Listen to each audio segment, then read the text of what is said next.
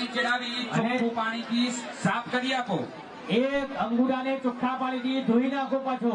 શુદ્ધોદક સ્નાનમ શુદ્ધ સ્નાનમ હવે અંગૂઠાથી વરરાજાના જમણા પગે કંકુનું તિલક કરી આપજો। ગંધામ સુગંધામ બે દાણા ચોખા ચડાવી આપો। અક્ષદામ એક ફૂલની પાકડી ચડાવી આપો।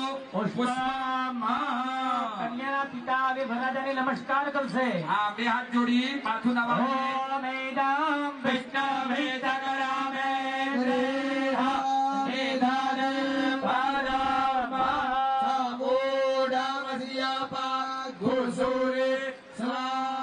વિષ્ણુ સ્વરૂપાય નમો નમઃ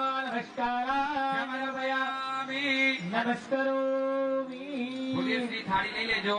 બાજુમાં બેઠેલા હનુમાનશ્રી વરરાજાનો અંગૂઠો લૂછી આપશે। મોજા પહેરેલા હોય તો ફરીવાર પહેરાવી દેશે। હનુમાનશ્રીને એટલો લાભ આપજો કે બાજુમાં એટલી સેવા કરશે। હવે કન્યાના મામાશ્રી આ પધારે।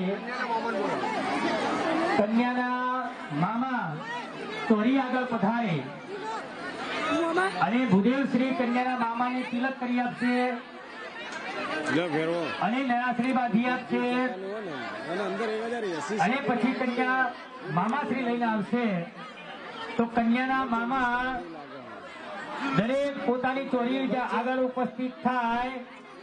તમામ ભૂદેવ ગણને નમ્ર વિનંતી, તમારી જોડે ચીજ આપવામાં આવી છે, જેમાં અંતરપદ છે, એ અંતરપદ તમારે પકડવાનું છે। હવે એમાં મદદ કરજો। કન્યાના